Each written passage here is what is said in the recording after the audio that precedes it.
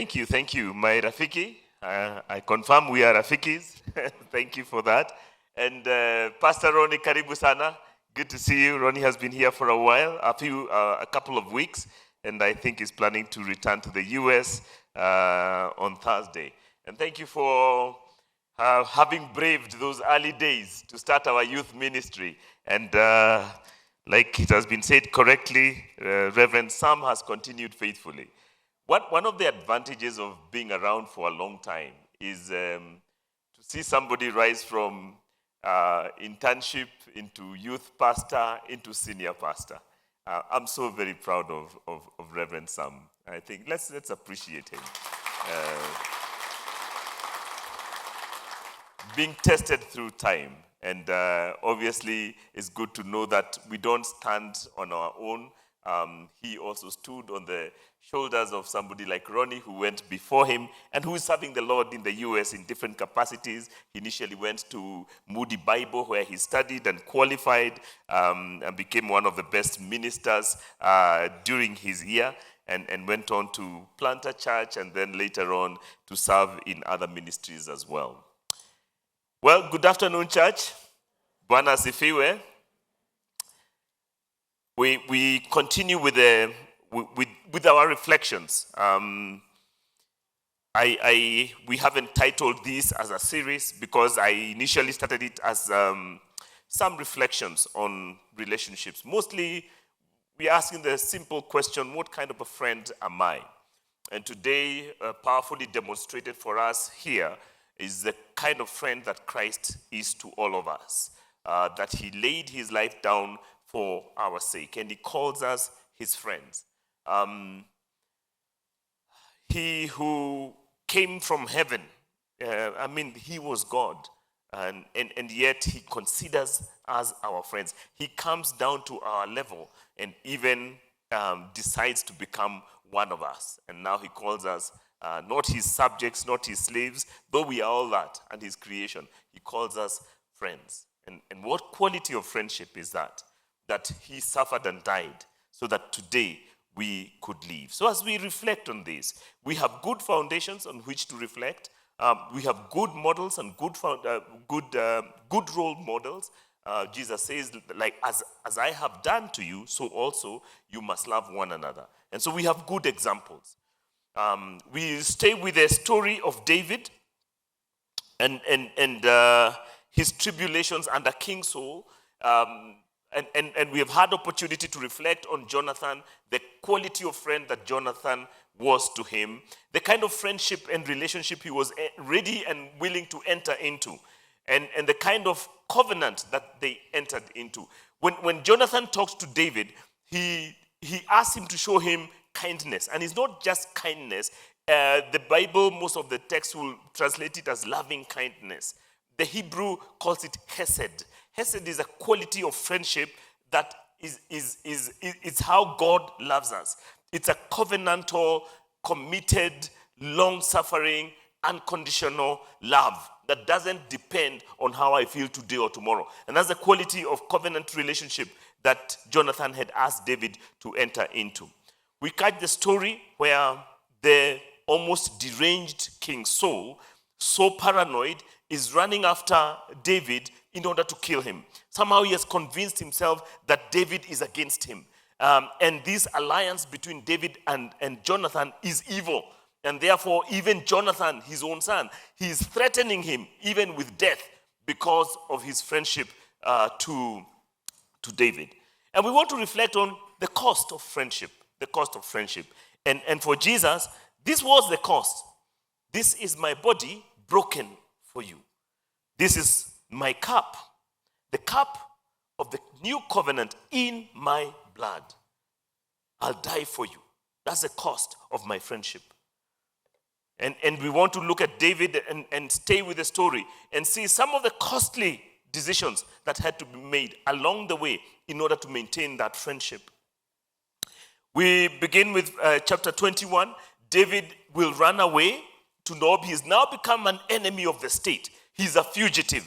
So he's running away from King Saul. And he will look for people who can be closely allied to him, people who can be friendly to him, because everybody now becomes a threat because they're afraid of the king.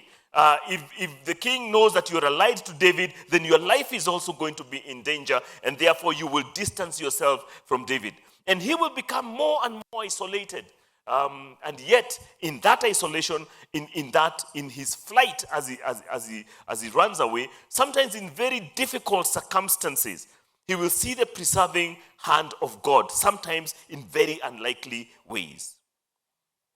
David's flight could be reminiscent of our own flight or our own journey with God, when especially we feel like God is far away, or you feel unprotected, you feel unguided, and yet the invisible hand of God is going to be with you. David later on will be reflecting and asking, where shall I flee from you? If I run to the farthest parts of the world, you're there. If I go even to the depths of the sea, you will be there. Even if I run away to the farthest place, even there, your hand will guide me. So he later reflects and recognizes that even in times when he thought he's isolated, when he's alone, when he has to resort to his own devices, even those were the gifts of God. And as long as his final purpose had not yet been accomplished, nobody could do anything to David in terms of exterminating him. Even King Saul could not succeed. So David is going to run to a place called Nob. Nob was then a township of the priests, led by a priest by the name of Ahimelech. Again, David will run towards where he knows there is the fear of God. And so he knows people who are righteous and who fear God are unlikely to give him up to an evil king like Saul. David went to Nob, to Ahimelech, the priest. Ahimelech trembled when he met him and asked, why are you alone? Why is no one with you? The fear here comes from the fact that David had attained a very high position of prestige and power under King Saul. He was not only captain of the royal guard, he was also the champion who would lead Israel into many campaigns, and much victory had been already afforded through his agency. And so just seeing him alone is like seeing the president's personal bodyguard or aide-de-camp or some very senior person walking alone in the streets, unprotected, without bodyguards, and you'll wonder, whoa, why are you alone? And so obviously, unbeknownst to Ahimelech, David was already a fugitive by this time. David answered Ahimelech, the priest, the king charged me with a certain matter and said to me, no one is to know anything about your mission and your instructions. As for my men, I have told them to meet me at a certain place. Now then, what do you have on hand? Give me 5 loaves of bread or whatever you can find. This is how bad things are. He doesn't even have sustenance, food. He's asking for bread. And this is going to be unprecedented and will be quoted again, this incident here, by Jesus Christ himself regarding David. Again, it is to verify the historicity of this fact, because Jesus will refer to it later on. But the priest answered David, I don't have any ordinary bread on hand. However, there is some consecrated bread here, provided the men have kept themselves from women. David replied, indeed, women have been kept from us as usual whenever I set out. The men's things are holy, even on missions that are not holy. This goes back to the fact that whenever Israel went out, they would be carrying out a holy mission for God. So even in times when they were going to war, this whole project was under the hand of God. And so they had to purify themselves, they had to fast, they had to think through the battle, they had to seek God's face before they go into battle. So everything was actually done in a ritually righteous way. So the priest gave him the consecrated bread, since there was no bread there except the bread of the presence that had been removed from before the Lord and replaced by hot bread on the day it was taken away. This bread could only be eaten by priests and by nobody else. And as you know, David was not from a priestly family. David was from the tribe of Judah, not the tribe of Levi. So what he did here would be totally unlawful. Jesus would later on use this passage to prove that the Sabbath was made for man, or the law was made in order to bless humanity rather than the other way around. The incident is recorded in the book of Matthew, chapter 12. Let me just quickly give you the context. At that time, Jesus went through the grain fields on the Sabbath. His disciples were hungry. So the context again is hunger. And here, David is also asking for bread. And began to pick some of the heads of the grain and eat them. So they would glean on the kernels of the grain, the barley or the wheat. They would sear them and then eat that or whatever, which was unlawful during the Sabbath, okay, because you're not supposed to work. When the Pharisees saw this, they said to him, "Look, your disciples are doing what is unlawful on the Sabbath." He answered, "Haven't you read what David did when he and his companions were hungry?" He's referring to this incident. "He entered the house of God, and he and his companions ate the consecrated bread, which was not lawful for them to do, but only for the priests. Or haven't you read the law that the priests on Sabbath duty in the temple desecrate the Sabbath and yet are innocent? I tell you that something greater than the temple is here. If you had known what these words mean, 'I desire mercy, not sacrifice,' you would not have condemned the innocent. For the Son of Man is Lord over the Sabbath." So this is a historical incident. Jesus will refer to it later on here in Matthew, again capturing these desperate moments that David had gone through. So the priest gave him the consecrated bread, since there was no bread there except the bread of the presence that had been removed from before the Lord and replaced by hot bread on the day it was taken away. Now, one of Saul's servants was there that day, detained before the Lord. He was Doeg the Edomite, Saul's head shepherd. David asked Ahimelech, "Don't you have a spear or a sword here? I haven't brought my sword or any other weapon because the king's business was urgent." This is how desperate the situation was. He didn't even have time to pick up his sword, so he didn't even have a small bag for traveling. And so he's asking for a sword. The priest replied, "The sword of Goliath the Philistine, whom you killed in the valley of Elah, is here. It is wrapped in a cloth behind the ephod. If you want it, take it. There is no sword here but that one." David said, "There is none like it. Give it to me." So a very interesting scene is captured here. And I couldn't help but think, when I thought we were doing Holy Communion, I couldn't help but think about the imagery that it is. That here is David in desperate need of sustenance. He enters the house of God. He receives the bread of the presence. That's what it was called. The bread of the presence of God. And that is the bread that will sustain him on a journey. And what else does he receive? A sword. So those two elements, the bread and the sword. Of course, the bread, we know that Jesus later on will say that I am the bread of life. I'm the one who sustains you. I'm the bread. Whoever eats of this bread will never go hungry. And David, as a great ancestor of Jesus Christ, is almost like in advance partaking of that bread of the presence that will sustain him. And the sword of the Spirit, the sword of righteousness, with which he would slay the darkness, in a sense, push back the darkness, and ensure that righteousness was going to be established in Israel. So it's almost like a prefiguration of the things that would come by this great ancestor of Jesus Christ. That day, David fled from Saul and went to Achish, king of Gath. But the servants of Achish said to him, "Isn't this David, the king of the land? Isn't he the one that they sing about in their dances? Saul has slain his thousands and David his tens of thousands." He's so desperate. He's now going to the neighboring kingships or the neighboring countries to seek refuge. But then his reputation is so huge. It's so enormous because these are the people he has subdued. And already the reputation has preceded him. And they say, "This is David." And even there, they knew the songs that they sing concerning David. That he has slain his thousands, his tens of thousands. And so his reputation has preceded him. David took these words to heart and was very much afraid of Achish, king of Gath.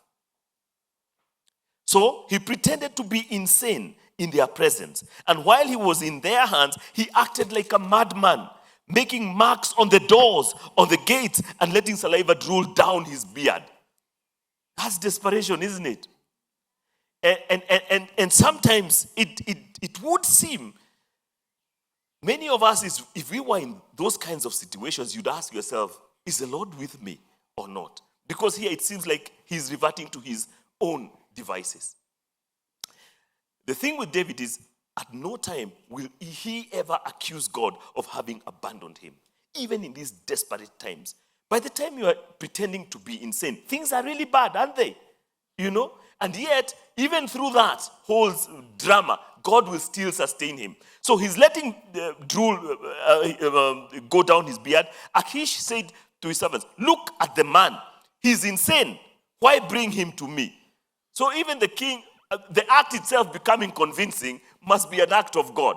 Because the guy could have said, who you see mwenda wazimu? I've seen madmen, but this guy, you know when you're well groomed and you're pretending to be insane, somebody can see through you.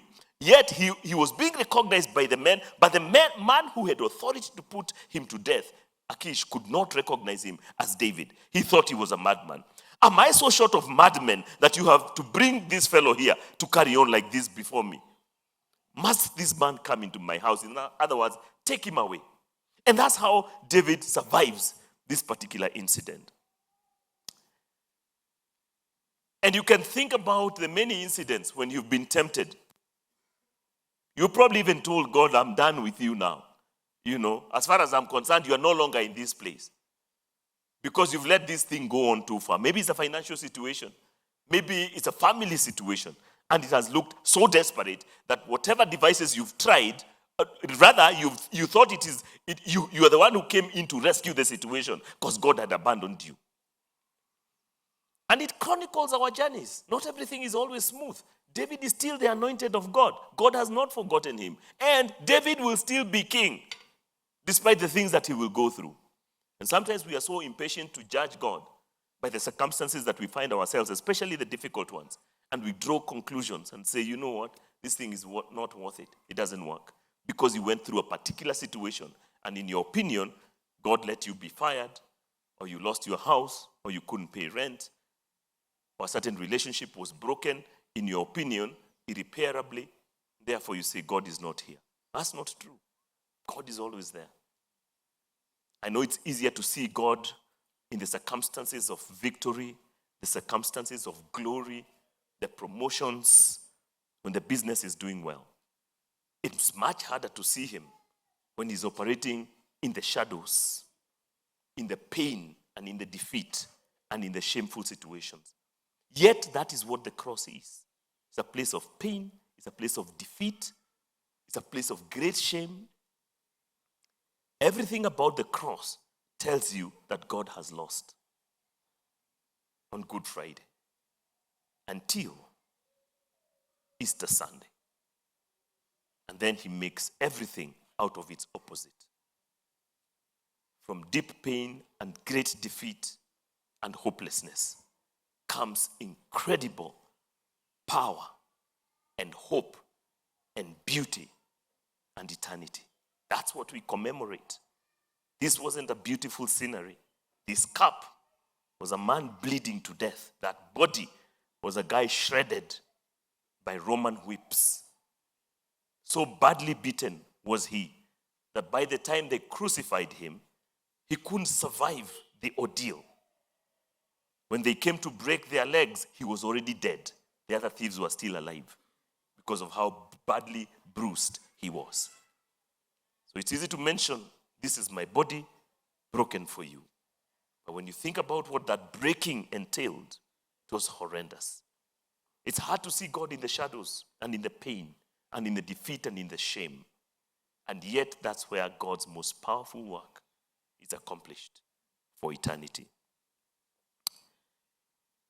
So David left Gath and escaped to the cave of Adullam. So he's going to go through these difficult circumstances, running away continually. But at all the time, Saul is going to keep a close tabs with him, tracking with him. Let me go to chapter 22 and verse 6. Now Saul heard that David and his men had been discovered, because he's always searching for them.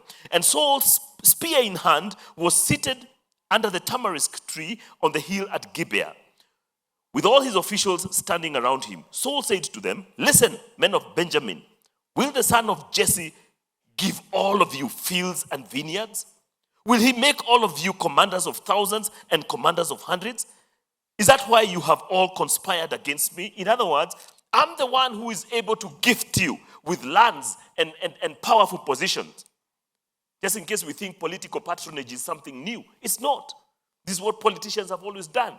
So he's saying, I'll give you gifts and I'll give you rewards and I'll give you land. No one tells me when my son makes a covenant with this son of Jesse.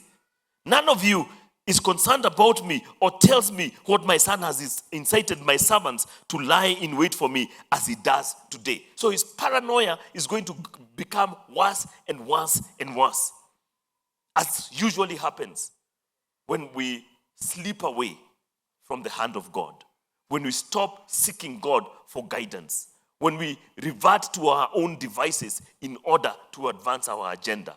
We become more and more deranged, like this guy, Saul. But Doeg the Edomite, this guy who was there when David went to see Ahimelech, who was standing with Saul's officials, said, I saw the son of Jesse. This is the snitch, eh? I saw the son of Jesse come to Ahimelech, son of Ahitub at Nob. Ahimelech inquired of the Lord for him. He also gave him provisions and the sword of Goliath, the Philistine. So he has watched everything. Now he's told on him to Saul. Then the king sent for the priest Ahimelech, son of Ahitub, and his father's whole family, who were the priests at Nob, and they all came to the king. Saul said, listen now, son of Ahitub. Yes, my lord, he answered. Saul said to him, why have you conspired against me, you and that son of Jesse, giving him bread and a sword and inquiring of God for him, so that he has rebelled against me and lies in wait for me as he does today? This is how the man of God answers. Ahimelech answered the king, who of all your servants is as loyal as David? It's called speaking truth to power. The king's son-in-law, captain of your bodyguard, and highly respected in your household. Was that day the first time I inquired of God for him? Of course not. Let not the king accuse your servant of any of his father's family, for your servant knows nothing at all about this whole affair. In other words, you're really confused, king. What are you talking about? How can you accuse the most loyal man of disloyalty? He's speaking the truth at great danger to himself. And he knows it because he's a temperamental king. And he's made up his mind that David is his enemy. But Ahimelech knows that David is God's anointed. He is a friend to him. And there is no way he's going to tell lies concerning him or side with the king because the king is the one in power. He's not going to blow with the political wind. He will stand and he will speak truth to power. But the king said, you will surely die, Ahimelech. This is the cost of friendship. You will surely die, Ahimelech. You and your father's whole family. Then the king ordered the guards at his side, turn and kill the priests of the Lord. Because they too have sided with David. They knew he was fleeing, yet they did not tell me. Here's a place for personal accountability, all right? But the king's officials were not willing to raise a hand to strike the priests of the Lord. You cannot quote that you received orders from above, and that's why you did what you did. You have your mind, you have your conscience. Your spiritual discipleship is your personal responsibility. You know when you're crossing the line. And the priest of God says, you are the king. We will honor you, but not above the Lord. We will not cross this line. These are the priests of the Lord. We will not raise our hands. We will not strike them. That we cannot do. You're the king, but you cannot order what God forbids. This far, we will not go with you. Of course, they knew they were risking their lives, but they did it anyway. The king then ordered Doeg, because he knows what they have said is correct. You turn and strike down the priests. So Doeg the Edomite, and the writer, the author is going to say specifically the Edomite. The Edomites go back to Esau. And so in a sense, they don't have the same fear of Yahweh. You know, they don't reckon Yahweh is their God in the same way as the Israelites. And therefore they don't honor or respect the priests of God. So Doeg is going to be enlisted as a pagan to carry out what the people of God cannot do. So Doeg the Edomite turned and struck them down. That day, he killed 85 men who wore the linen ephod. He also put to sword Nob, the town of the priests, with its men, its women, its children, its infants, its cattle, donkeys, and sheep. In one strike, Saul manages to turn Israel from a theocracy and a god into a secular state when he eliminates the priests of God. That's how evil he had become. But Abiathar, a son of Ahimelech, son of Ahitub, because God must always leave himself a witness, escaped and fled to join David. He told David that Saul had killed the priests of the Lord. Then David said to Abiathar, that day, when Doeg the Edomite was there, I knew he would be sure to tell Saul, I am responsible for the death of your father's whole family. Again, David, a man of God, he doesn't escape responsibility. He takes responsibility. He says, it's because of me. Your father did nothing wrong. But because he helped me with bread and the sword, that's why he has paid with his life. I'm responsible. Stay with me. Don't be afraid. The man who is seeking your life is seeking mine also. You will be safe with me. And we will see in future days that David will keep his promise. And long after he has now become king and powerful, we will find the son of this Abiathar who escaped, who is the grandson of Ahimelech, also named Ahimelech, will be serving in the court of David because David will keep his promise. I want to just quickly fast track as we finish and just talk about the end of the whole story, because Saul will continue his evil reign. At one point, he has now become so dark in his soul because God has departed. When he goes to war finally, there is no priest of God that is remaining to consult because he has murdered all of them. And he eventually reverts to go to a witch, the witch of Endor, to go and consult to see whether he will win a battle.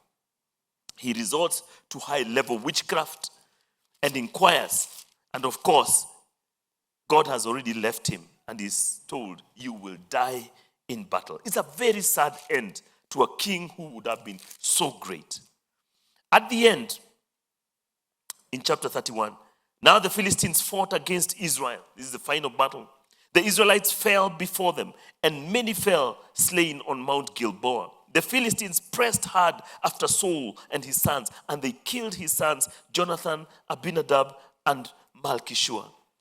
The fighting grew fierce around Saul, and when the archers overtook him, they wounded him critically. Saul said to his armor-bearer, draw your sword and run me through, or these uncircumcised fellows will come and run me through and abuse me. So he's still holding on. He wants to die in honor. But his armor-bearer was terrified and would not do it. So Saul took his own sword and fell on it. When the armor-bearer saw that Saul was dead, he too fell on his sword and died with him. So Saul and his 3 sons and his armor-bearer and all his men died together that same day. A very sad commentary, very sad defeat for a king who was so powerful and a nation that was so well established. When the Israelites along the valley and those across the Jordan saw that the Israelite army had fled and that Saul and his sons had died, they abandoned their towns and fled, and the Philistines came and occupied them. The next day, when the Philistines came to strip the dead, they found Saul and his 3 sons fallen on Mount Gilboa. They cut off his head and stripped off his armor, and they sent messengers throughout the land of the Philistines to proclaim the news in the temple of their idols and among their people. They put his armor in the temple of the Ashtoreths and fastened his body to the wall of Bethshan. When the people of Jabesh Gilead heard of what the Philistines had done to Saul, all their valiant men journeyed through the night to Bethshan. They took down the bodies of Saul and his sons from the walls of Bethshan and went to Jabesh, where they burnt them. Then they took their bones and buried them under a tamarisk tree at Jabesh, and they fasted 7 days. In other words, they gave them an honorable burial, unlike what had been done to Saul by the enemies. A quick commentary at the end. I want us to hear David's attitude towards the death of Saul, who was supposed to be his enemy, who hunted him down to the very last. After the death of Saul, David returned in 2 Samuel chapter 1 from defeating the Amalekites and stayed in Ziklag. Look at the opposite. Saul leads an army. He dies on Mount Gilboa. David returns and with victory from defeating the Amalekites. David's battles are led by God, and there is victory and victory and more victory. On the third day, a man arrived from Saul's camp with his clothes torn and with dust on his head. When he came to David, he fell to the ground to pay him honor. "Where have you come from?" David asked. He answered, "I have escaped from the Israelite camp." "What happened?" David asked. "Tell me." He said, "The men fled from battle. Many of them fell and died, and Saul and his son Jonathan are dead." So he's delivering the news. Then David said to the young man who brought him the report, "How do you know that Saul and his son Jonathan are dead?"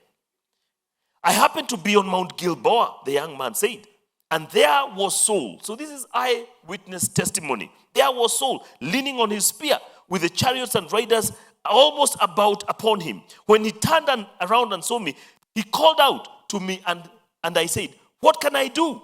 He asked, 'Who are you?' 'An Amalekite,' I answered. Then he said to me, 'Stand over me and kill me. I am in the throes of death, but I'm still alive.'" So he wants to die on his own terms, so to speak. And his own armor bearer will not kill him because he's afraid.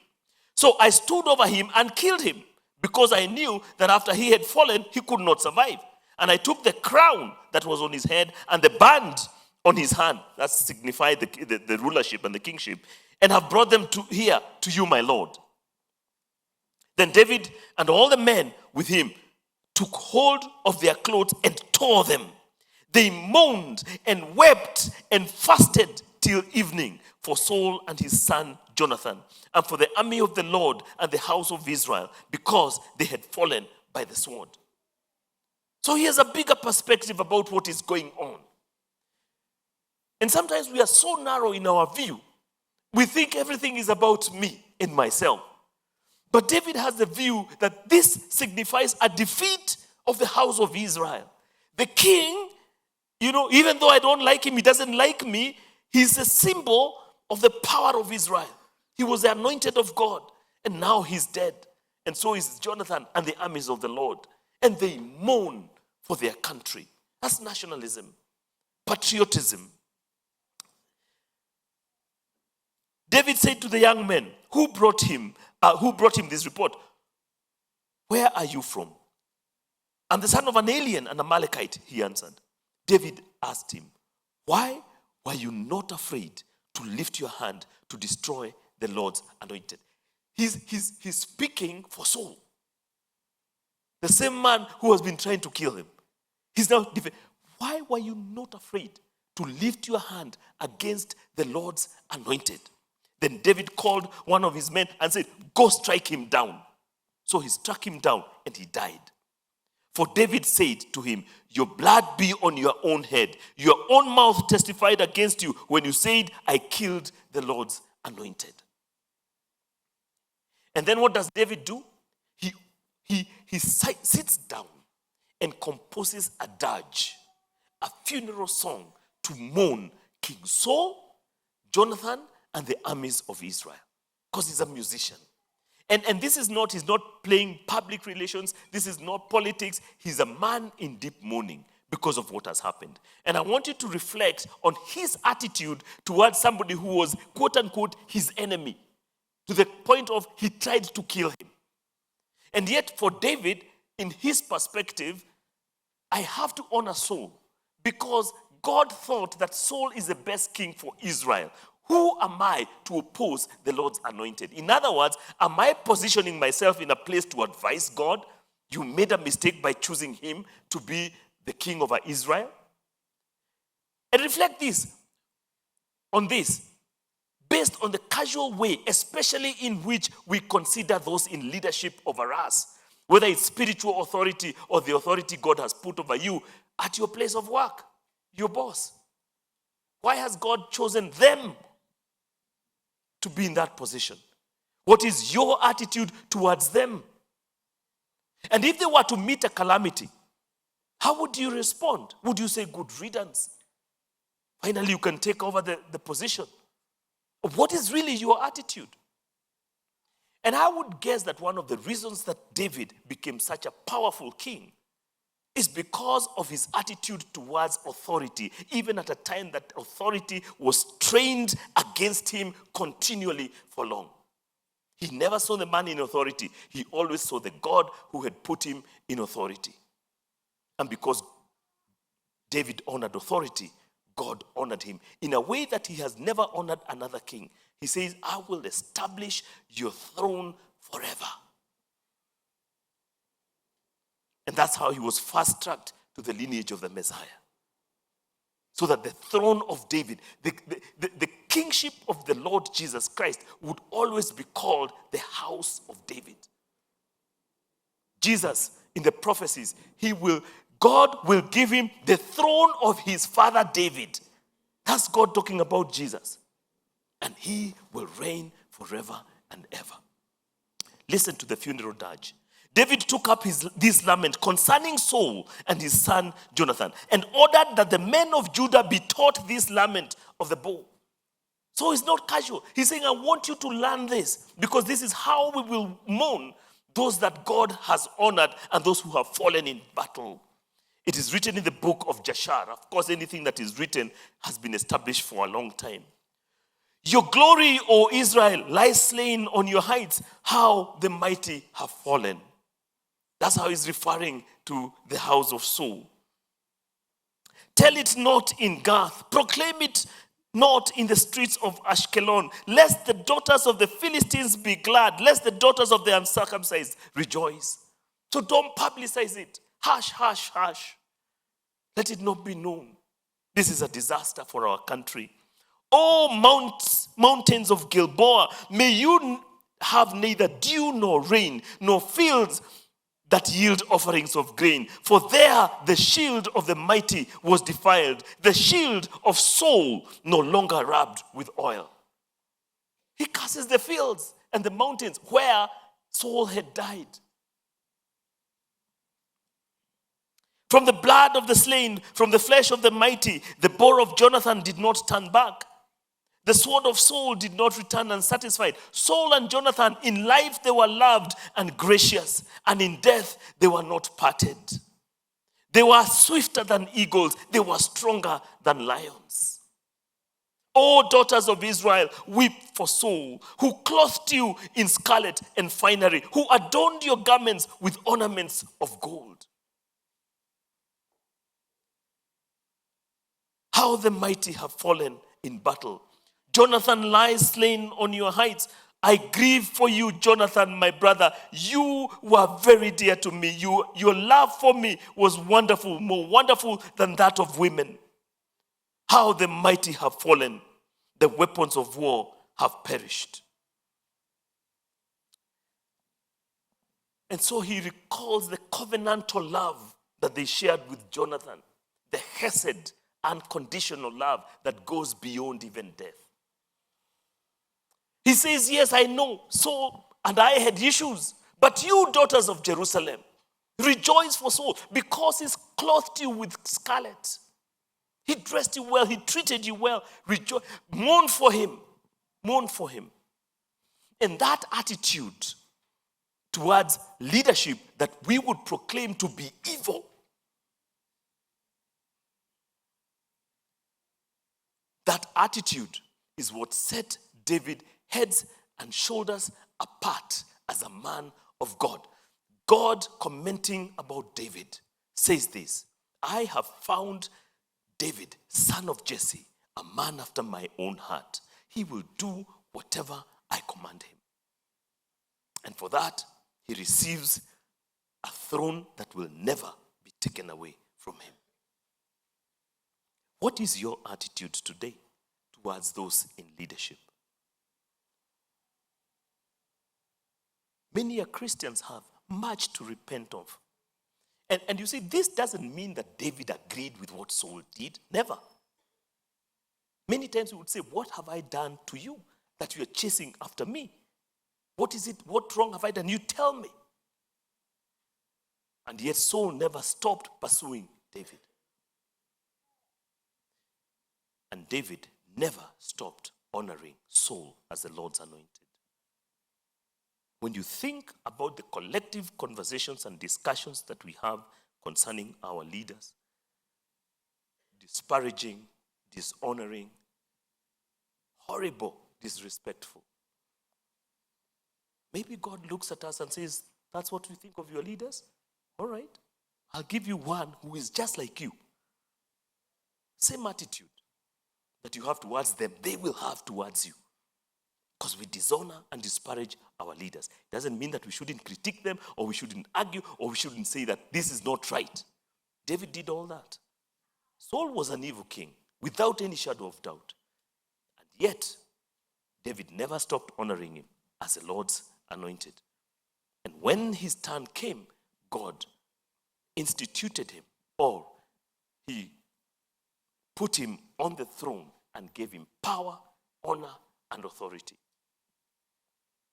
When David wanted to do anything, the prophet of God came and told David, whatever you find in your hands to do, that do, for the Lord is with you.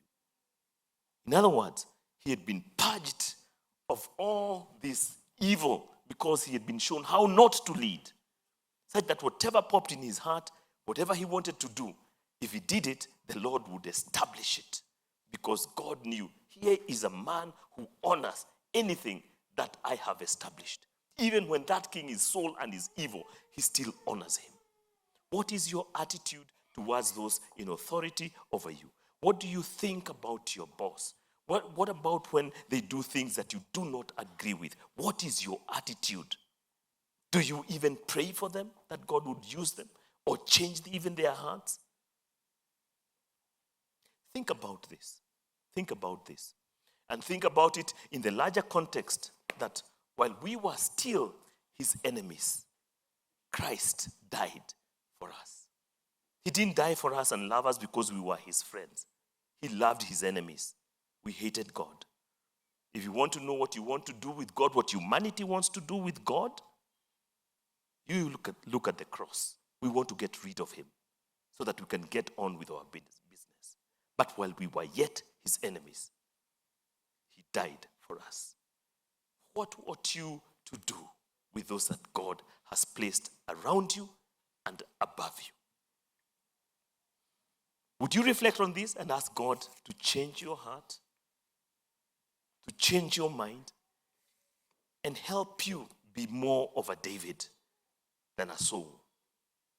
More of a David than a Doeg? And more Christ-like.